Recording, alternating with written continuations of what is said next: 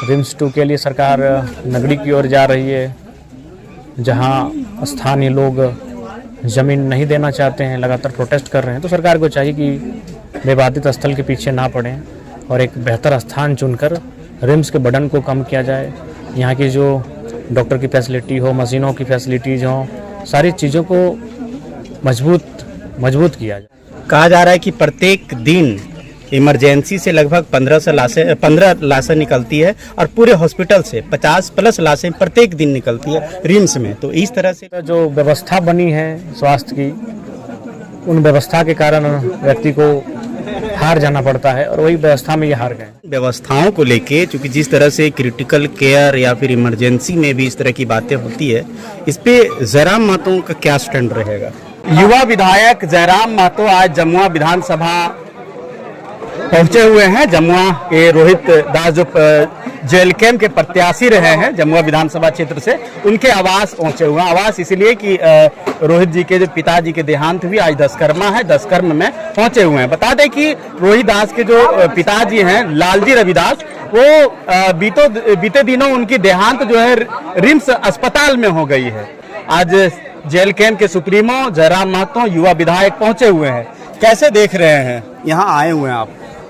हमारे मित्र हमारे दल के जमुआ विधानसभा क्षेत्र के पूर्व प्रत्याशी रोहित दास जी, जिनके पूजनीय पिताजी लालजी रविदास जी का निधन हुआ और आज दशकर्म है, और इस अवसर पर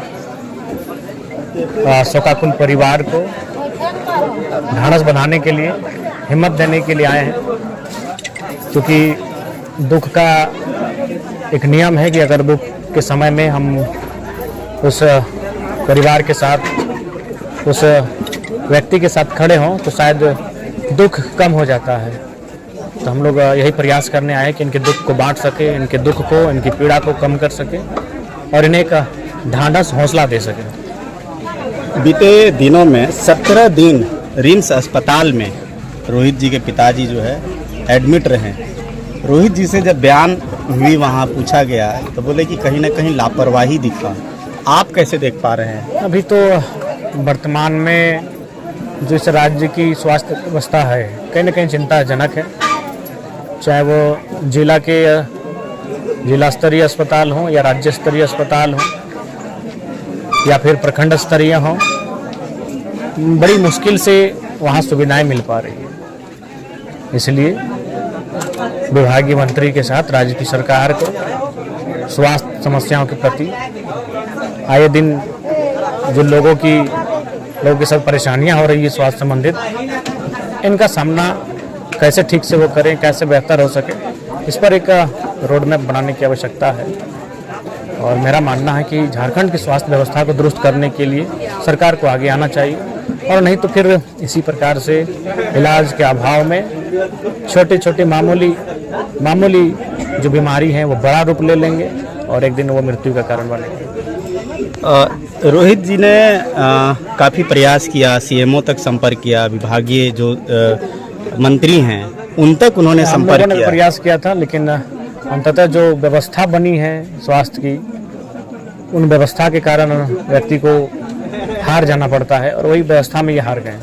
कहा जा रहा है कि प्रत्येक दिन इमरजेंसी से लगभग 15 लाशें निकलती है और पूरे हॉस्पिटल से 50+ लाशें प्रत्येक दिन निकलती है रिम्स में। तो इस तरह से लोग, गरीब लोग वहां जाते हैं, इस तरह से तो डर जाएंगे रिम्स जाने से।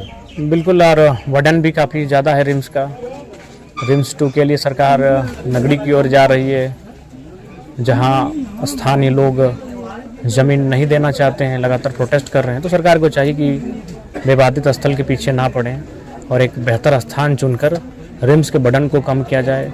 यहाँ की जो डॉक्टर की फैसिलिटी हो, मशीनों की फैसिलिटीज़ हो, सारी चीज़ों को मजबूत किया जाए।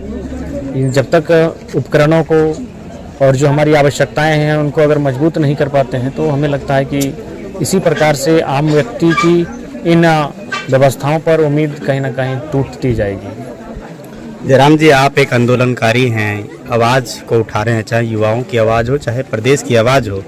इन व्यवस्थाओं को लेके, चूंकि जिस तरह से क्रिटिकल केयर या फिर इमरजेंसी में भी इस तरह की बातें होती है, इस पे जयराम महतो का क्या स्टैंड रहेगा?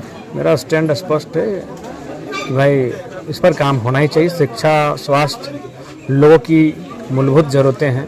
अगर इस पर सरकार काम नहीं करेगी तो निस्संदेह हमारी आवाज़ हमारा जोरदार तरीके से उठाएंगे, चाहे वो सड़क हो या सदन हो।